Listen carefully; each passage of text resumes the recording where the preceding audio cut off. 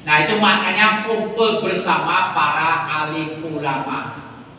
Ada program pemerintah namanya DBKS, betul nggak?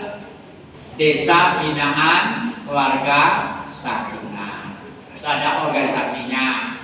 Nah, paling tidak ketika kita berumah tangga itu kan membentuk keluarga sakinah, mawadah, warahmah. Nah, kita wujudkan dengan aktif mengikuti pengajian. Bait kedua, jirolu, sholat lima waktu, ayo padha jaga jamaah ing masjid bareng sakeluarga, urip rasa enteng nalika ing donya, ganjarane gedhe manggon ing swarga. Makanya ketika kita sekeluarga, bapak, ibu, anak bersama-sama memakmurkan masjid, nanti akan berujung kepada apa? Kita berkumpul bersama keluarga di surga. Jangan sampai bapak ibunya ke masjid, anaknya nang cakro atau diwale. Sekarang tuh kadang ironi loh, anak-anak gawe nang omah rusi wong tuane. Wah, kemewes kono nang masjid bae. Nah, sampai di masjid bukannya masuk TPA malah ngurusui kancar-kancane. Karena apa itu? Ada anak-anak ke masjid, orang tuanya nggak ke masjid, akhirnya Pak mengganggu orang sholat. Tapi kalau coba kedua-duanya, bapaknya ke masjid, ibunya ke masjid, masya Allah. Kalau bapak sekalian pernah terasa ya, soft dewasa laki, kemudian anak-anak, kemudian perempuan. Ya, ini saya ilustrasikan. Bapak-bapak depan, tengah anak-anak, kemudian belakang ibu-ibu. Kira-kira anaknya itu sholatnya bisa hantam nggak? Seorang? Oh, nggak hantam sebabnya apa? Mestinya bisa hantam. Kenapa? Diawasi oleh orang tuanya. Bapaknya ngawasi dong. Ibunya ngawasi, engkau tekan omah, rame, cepotin. Karena bukan ustadznya, gitu loh ustadznya. Jadi ada kebersamaan seperti itu. Jadi ya, antara ayah, ibu, anak menjadi pemakmur masjid supaya kelak kita masuk surga juga bersama-sama. Ini baik-baik, masjidnya gede kayaknya orang dimakmurnya itu apa? Nanti lama-lama menjadi mercusuar atau cemara bagi. Yuk, makmurkan masjid. Saya tanya sekalian, bapak sekalian, ibu-ibu, panjenengan yang sholat tarawih nang omah apa nang masjid? Jadi pelakon. Kalau sholat sunnahnya saja bisa ke masjid, tentu sholat fardunya juga bisa ke masjid. Tergantung orang mau atau baik ke ironaki. Sekarang Pak, monggo jirolu, yen sholat kesusu ora bisa berenang, ruku dan sujute dikoto sing genah, sing khusuk lan kudu uga tumaninah, ngerteni sing wajib lan ngerti sing sunah. Nah, sekalian, tema kita di lirik ini, sholat itu menuju yang khusyuk.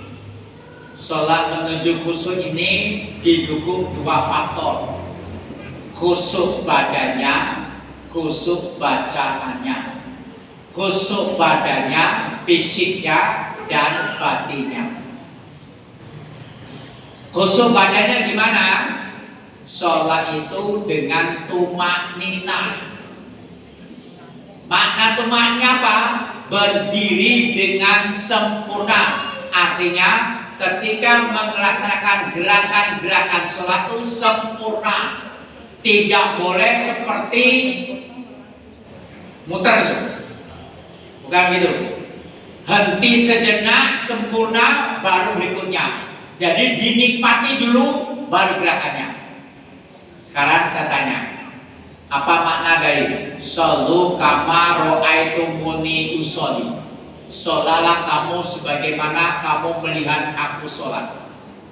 Dari hadis ini Rasulullah SAW mengajarkan untuk sholat gerakan dulu atau bacaan dulu. Halo? Gerakan atau bacaan? Gerakan dulu. Kalau gerakannya tumanina, bacanya kan ikut. Tapi kalau gerakannya itu terburu-buru, bacanya juga katuk. Itu penting. Dan itu bisanya kita lakukan kalau kita sholat sendirian. Paling tidak ketika sholat ba'diyah sendirian kan? Tapi kalau sholat tempo dia nih, apalagi tahiyatul masjid, lihat, waduh, tinggal 5 menit, tinggal 2 menit, arah tip, arah kopat itu. Itu rasa sholat baik, tunggu baik. Daripada sholatnya terburu-buru tuh. Nah, karena kita akan menikmati semua gerakan sholat.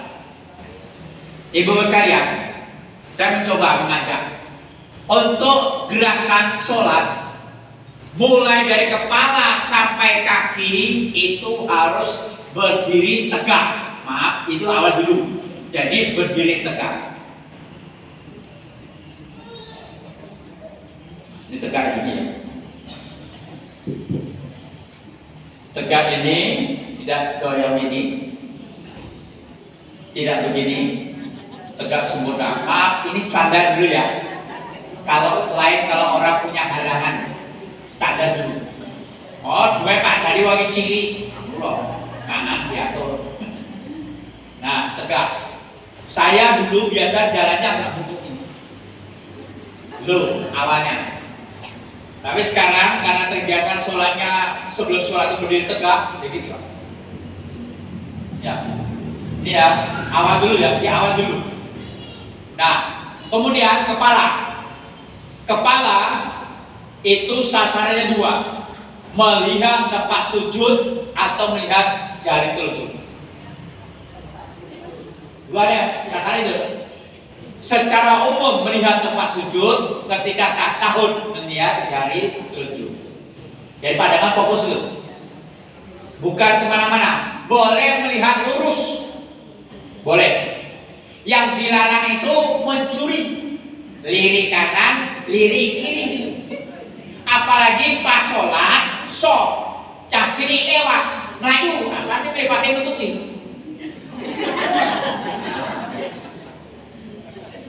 Bisa nggak? Itu terganggu.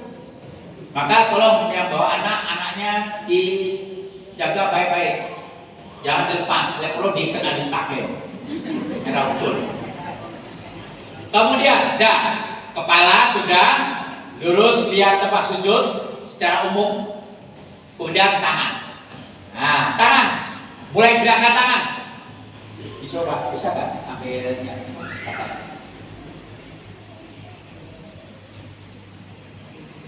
Praktek. Yes.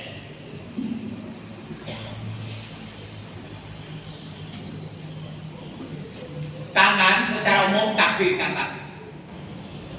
Nah, ini badannya harus, kalau orang penari itu harus dekik, dibusungkan, terutama apa? Busungan, tegak. Kalau ibu sudah busung dari dulu, ya, mantap. Nah, gitu. Tangan menghadap kiblat, bukan membelah kiblat, apalagi mencakar kiblat. Menghadap kiblat. Biasanya kalau saya mengajari untuk pelatihan sholat, pakai hitungan 1, 2, 3, 4. 1, 2, 3, 4. Itu nanti berkaitan dengan kalimat Allahu Akbar. Di kalimat itu terakhir tangannya sudah sedekap.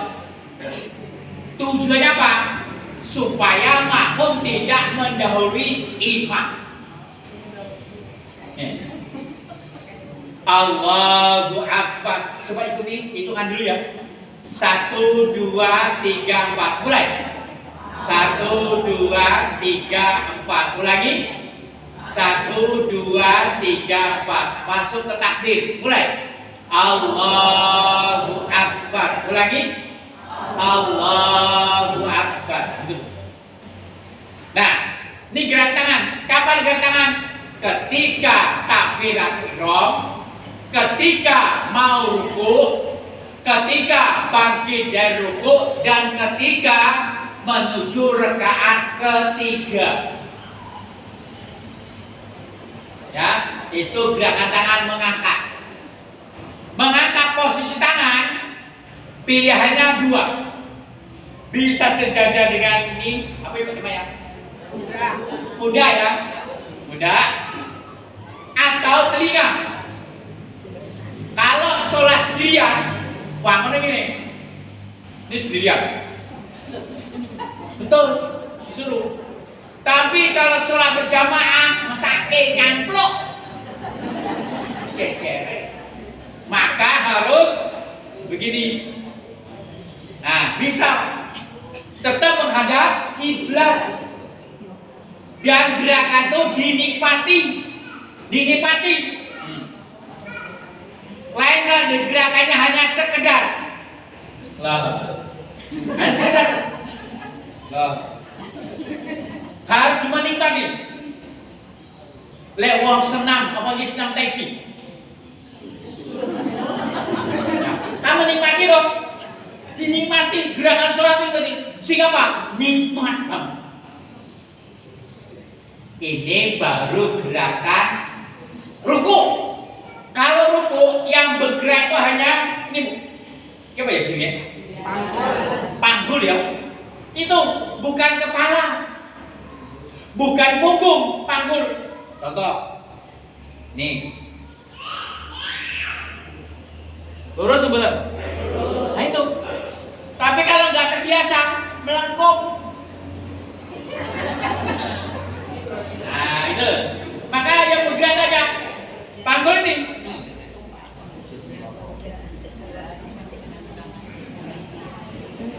Nah, tangan mencengkram lutut. Ini upaya menuju ke sub dalam gerakan sholat secara fisik. Insya Allah lain kali ada Ustaz aja akan menyampaikan. Saya lanjutkan dulu. Ibu bapak, ada gerakan di luar sholat, tetapi kita memang harus membutuhkannya. Nah, saya sampaikan. Dan gak keliru untuk catatan ini.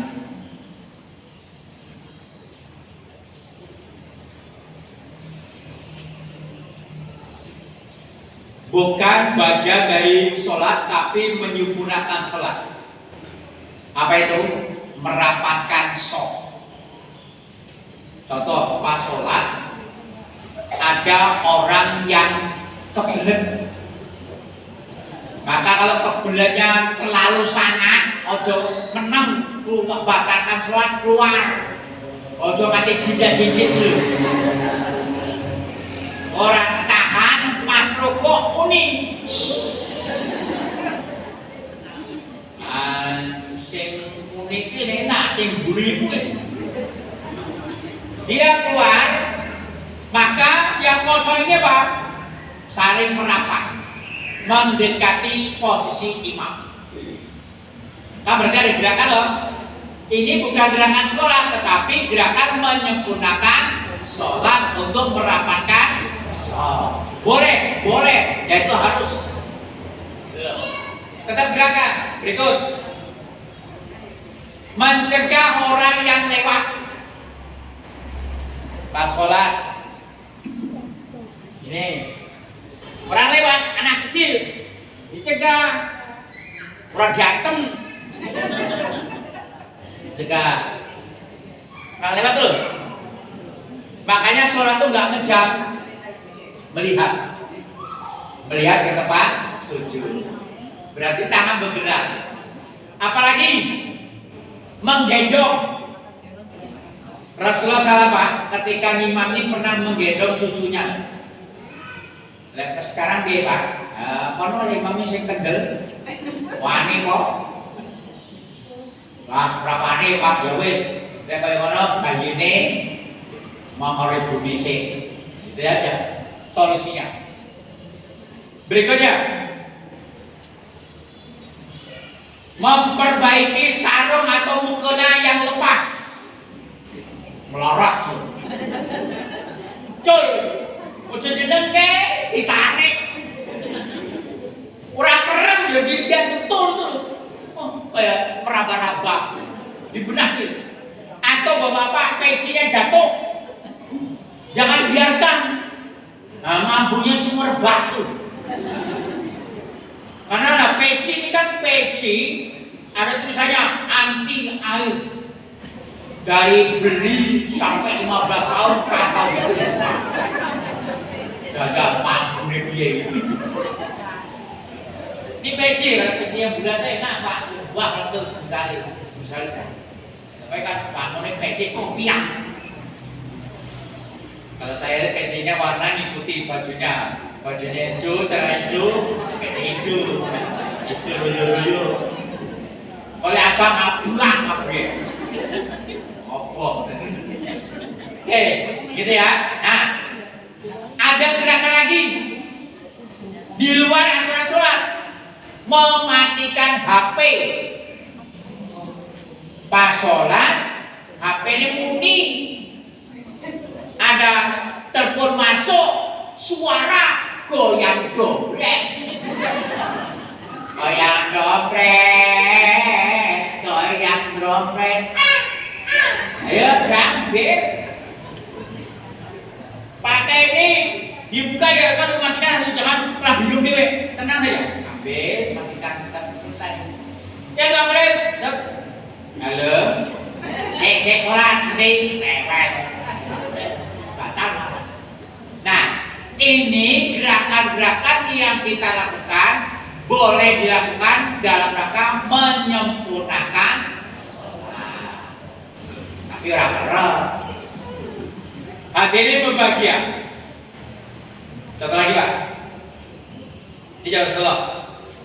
Rasulullah, ini kalau sholat, nah biar ada pintu Pak ya. Pintu. Nah, pintu depan.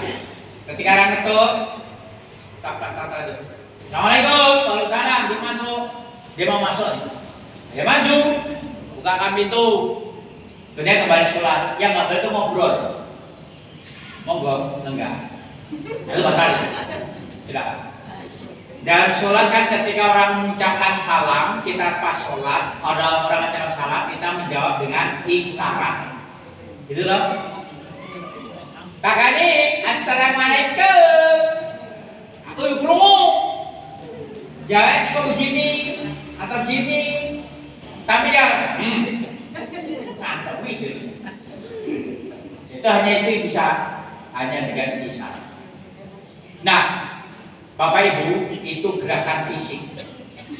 Nah, sekarang yang kedua, olah batinnya. Caranya, ini yang berat. Untuk mengolah batin kita melalui bacaan kita, ini yang agak berat. Sholat itu sudah sibuk, jangan dibuat kesibukan. Maka ketika mau sholat itu awalnya pertama kali berdirilah sempurna, tenangkan. Karena kita boleh sibuk dengan urusan sholat, tenangkan diri. Jangan uyak, musik. Harus sholat adalah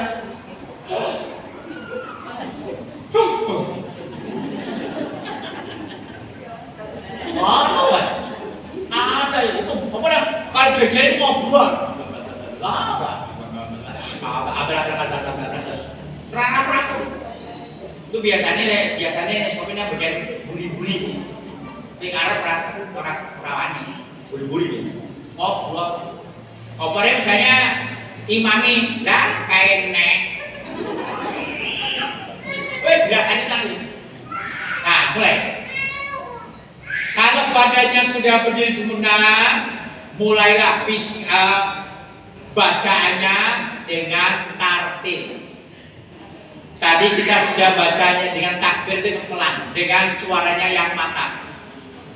Allahu Akbar. Ojo pelit. Allahu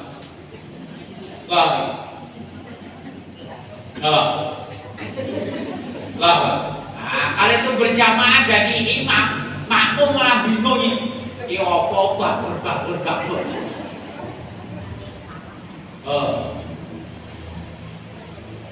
Yang ini saya hanya pesan kepada imam, aku yuk tahu ke imam.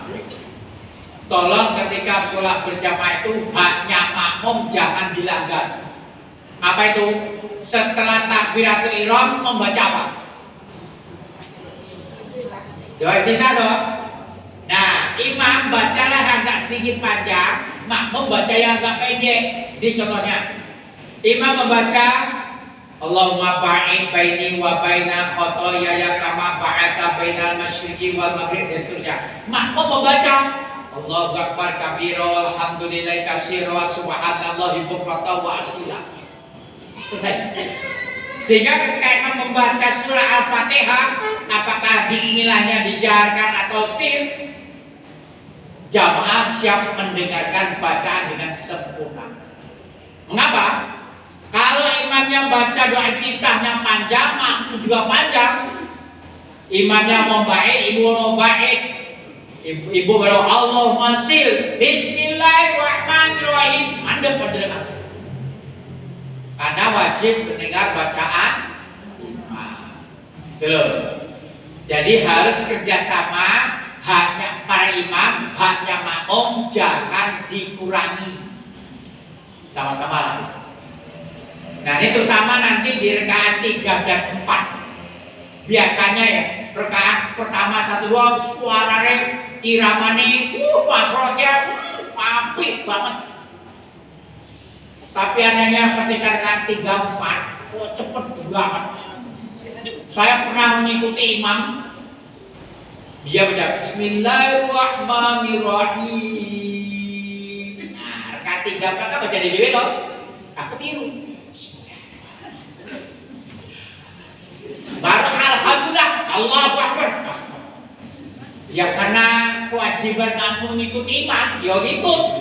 Bacanya ya putus. Tapi kan panjenengan rasanya kan kurang marah dong. Baca Fatihah. Nah itu. Maka haknya makmum juga tolong para imam dipenuhi.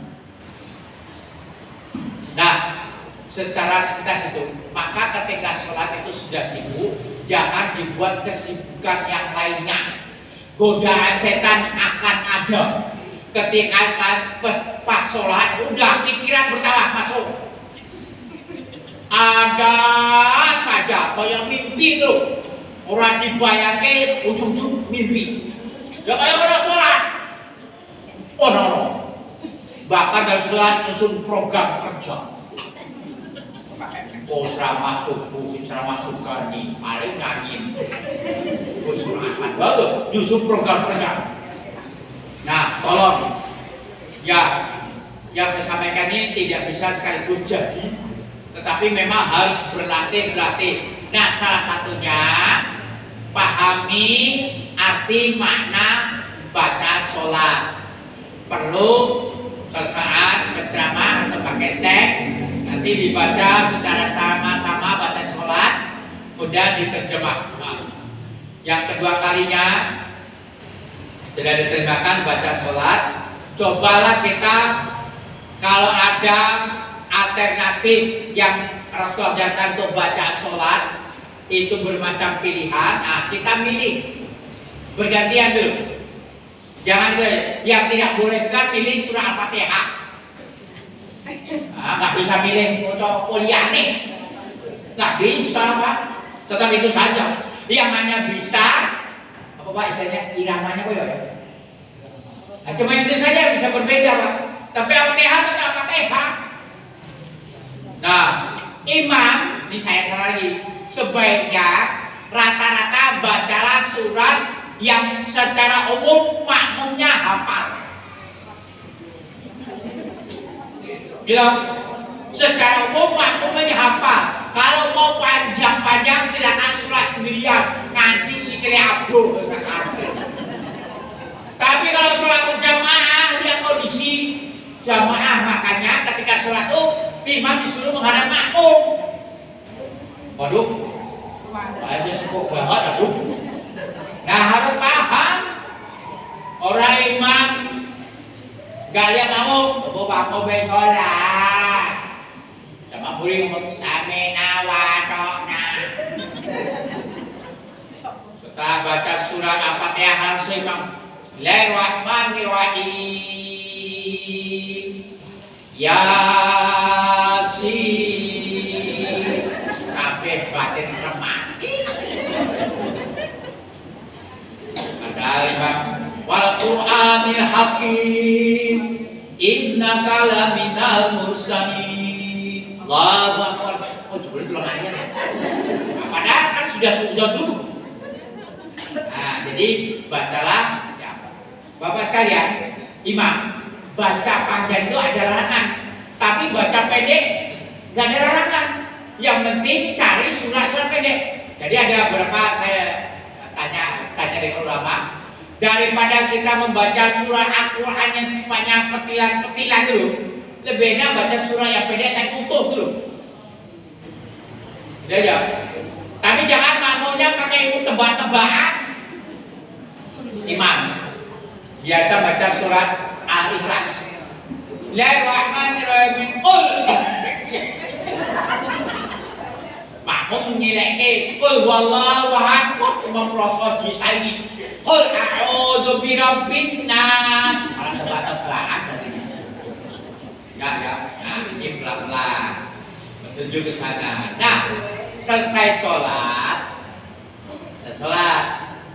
biasakanlah berzikir. Astagfirullah, astagfirullah, astagfirullah. Allahumma antas salam wa minkas salam. Tabaraka ya zal jalali wal ikram. Nah, imam menghadap makmum. Itu isyarat jamaah putri silakan untuk keluar lebih dahulu yang ada acara kepentingan. Yang putra sabar. Lalu imam melanjutkan zikirnya. Lalu dianggap jamaah putri sudah keluar, imamnya berdiri, pindah tempat, baru makmum laki-laki boleh keluar. Apalagi pintunya keluar masuknya kecil. Nah, tasnya tahu sih susuan. Nah itu jangan sampai Jumatan Jumat berkah. Tekone telat, mulai kasih itu mangan. Tekone kasih, mulai kering orang. Ya, mulai kasih kuwi bukannya Allahumma antas salam, tapi Allahumma lantas jalan boleh mangan. Ada satu masjid itu Margo Yuwono Pak, timurnya alun-alun selatan. Tapi nggak tahu sini ya, saya belum pernah. Di sana itu dikasih giring upon. Upon ini sebanyak Jumat berkah. Satu jam pokoknya satu. Jadi jamaah yang hadir itu mengambil kupon. Nanti ada petugas ibu-ibu yang memberikan seperti gitu lewat daging korban dulu. Sehingga yang datang duluan yang dapat, yang datang kiri itu nggak sampai telat.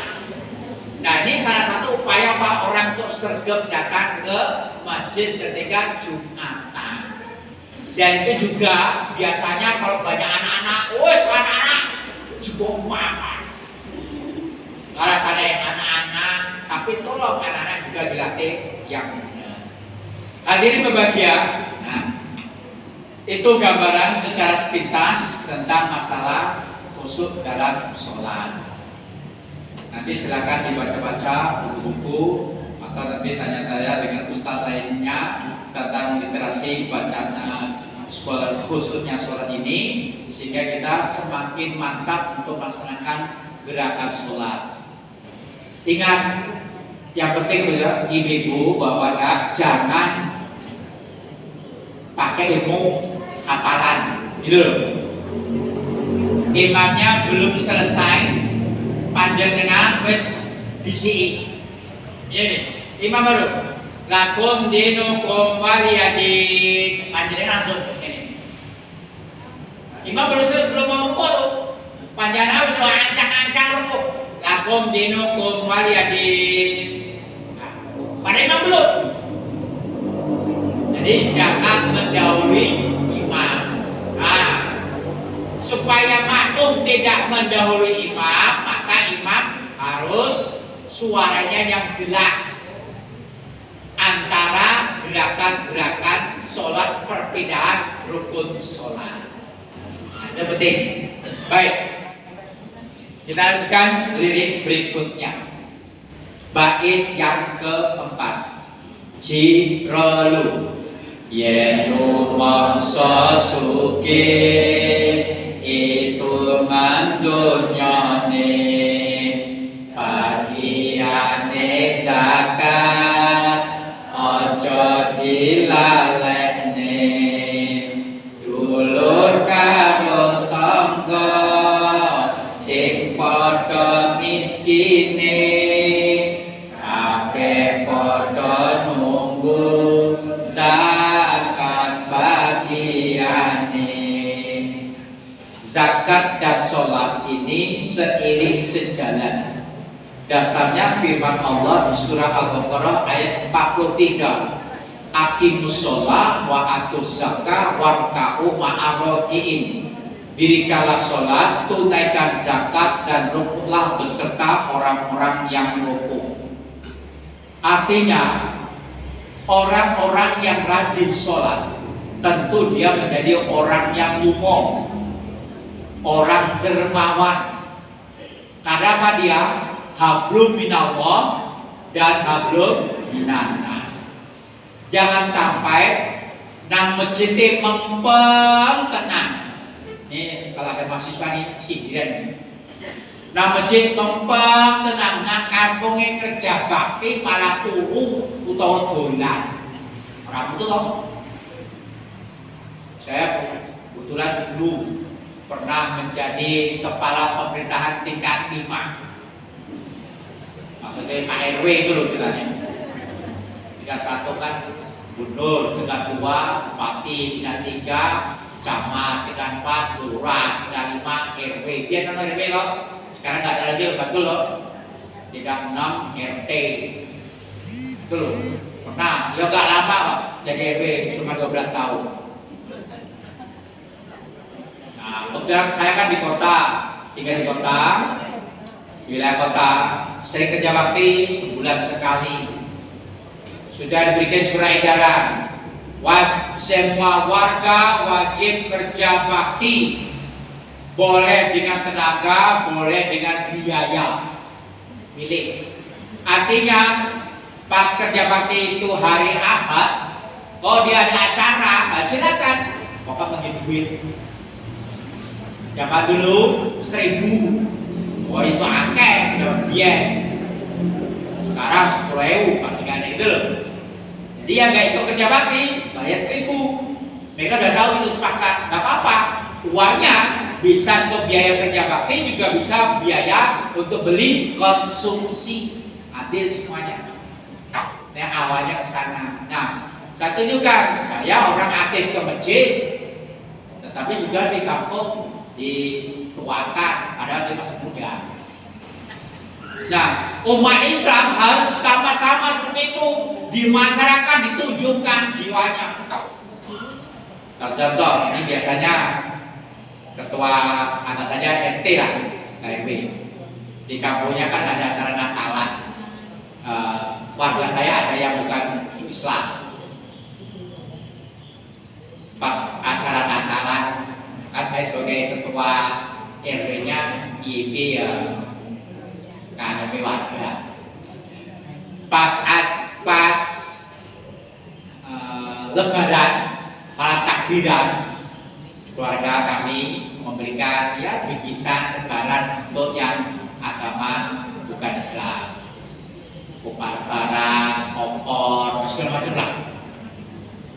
Nah, nanti dia setelah sholat Id satu hari berikutnya datang ke rumah Pak Gani, Bu Gani, kami ucapkan selamat Idul Fitri, mohon maaf lahir batin.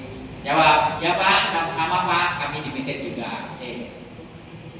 Nah, pada saat tanggal 25 Desember, dia sorenya 25 itu ngeterke makanan. Dia tahu dia tidak mengantarkan makanan sembelihan.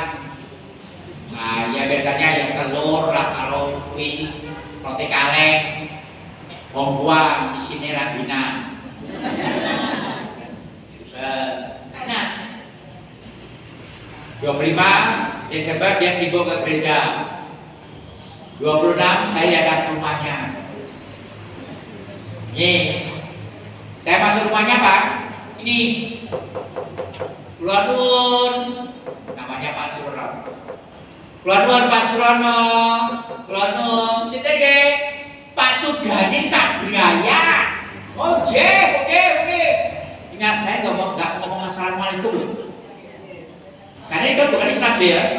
Keluar dulu, masuklah. Bapak makan di mana? Monggo. Disuguhi minuman, minum, makan. Menjelang kita, saya ngomong, Pak, Bu, kita hidup bertetangga. Mungkin ada terselip kata perbuatan yang tidak sengaja, untuk itu kami mohon maaf. Semoga kita saling memaafkan. Oke, sama-sama Pak Adi.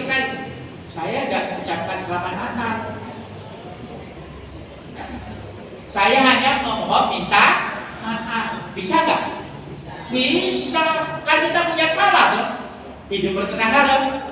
Waktu saya kemarin haji, dia pamitan dengan dia, Pak, tolong ya, rumah saya tidak lihat, titip. Karena jejeran, dia bukan Islam.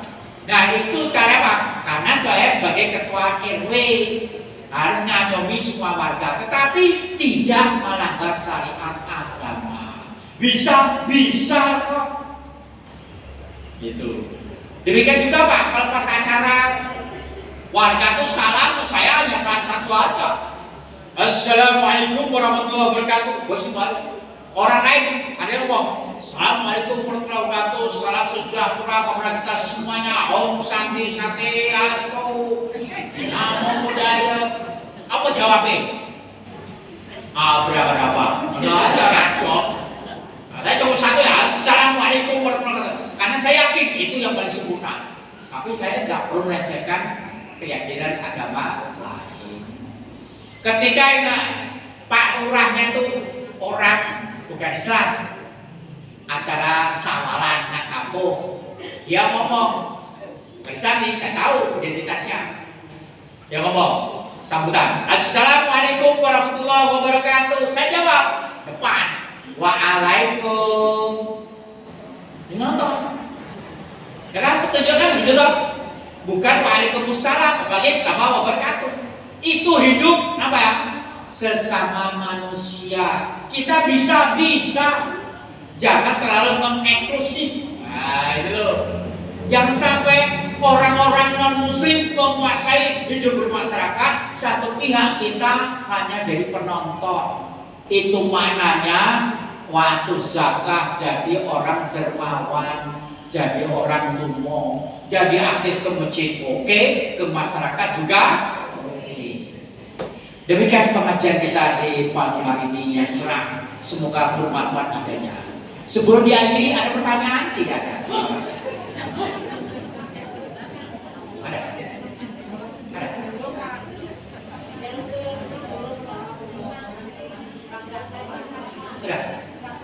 Kelas 1 kita sempurnakan dengan musik. Ya toh? Nah, kita sempurnakan dengan musik ya. Muga-muga irawane pas saking akehe bingung. Yes.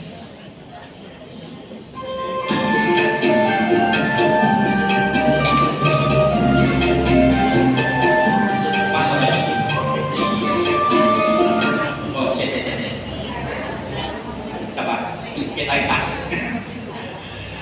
Kalau ada perekam bagus direkam. Nanti masuk ke YouTube dikirim kemana-mana. Biar orang juga bisa mengerti. Yuk kita selawat. Jadi nanti baca dulu nyanyi bersama-sama. Nanti yang di atas diulangi yang terakhir kalinya.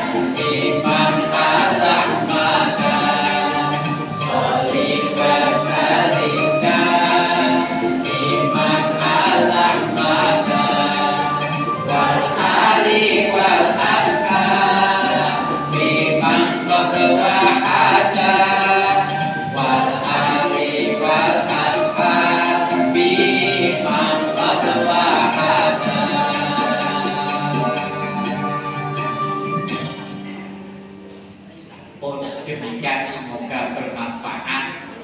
Ini pengajian Nubati ya. Ingat saya dulu pernah saya ajari lagu Tombo Hati iramanya gamelan. Iya. Coba sekarang kita dengarkan lagi. Coba cocok gamelan ini.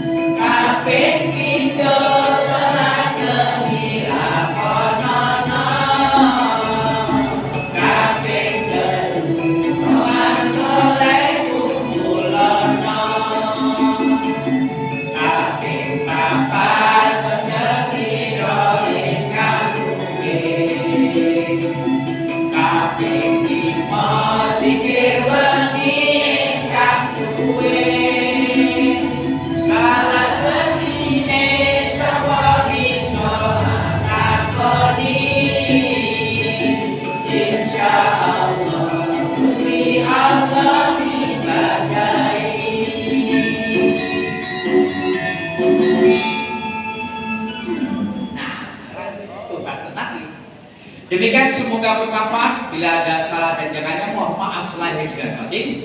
Bila taufiq wa hidayah. Assalamualaikum warahmatullahi wabarakatuh.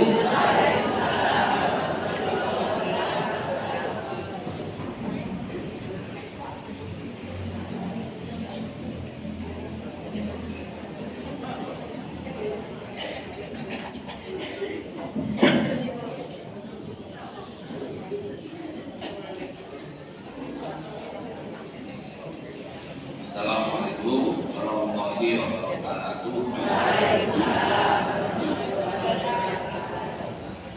Kalau saya lakukan waktu suaranya serak-serak basah.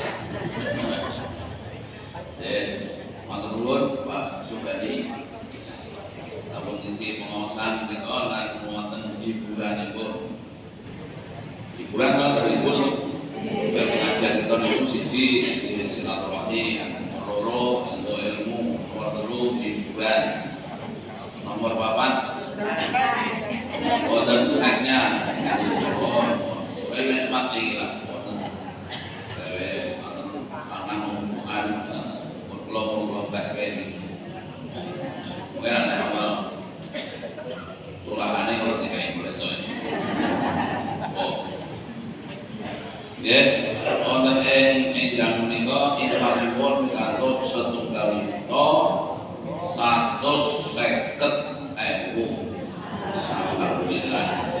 Iki dados amal kita sedaya. Kita setunggal yuta 150.000. Pengawasan kang badhe dateng papanipun wonten Al-Mursyid Ahad Kliwon, biasanipun jadwalipun Pak Sudarmadi.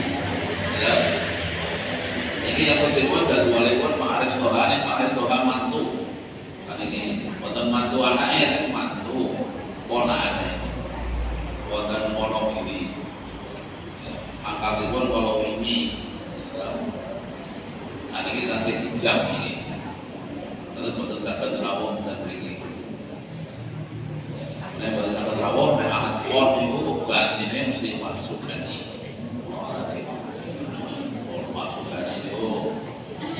geleng-geleng nanti ahad pon Kalau kita mengatakan kita adalah menurut buatan ibu al-Fatihah yang selalu menyiapkan tujuan dan satu kurang beribut kita terus amal kita syaratkan. Sholawat membuat ini sudah saat dibaca mana ya? Kita tutup kami doa kafaratul majlis. Subhanallahumma wa bihamdika asyhadu an la ilaha illa anta astaghfiruka wa atubu ilaik. Alhamdulillahirabbil alamin. Wassalamualaikum warahmatullahi wabarakatuh. Waalaikumsalam.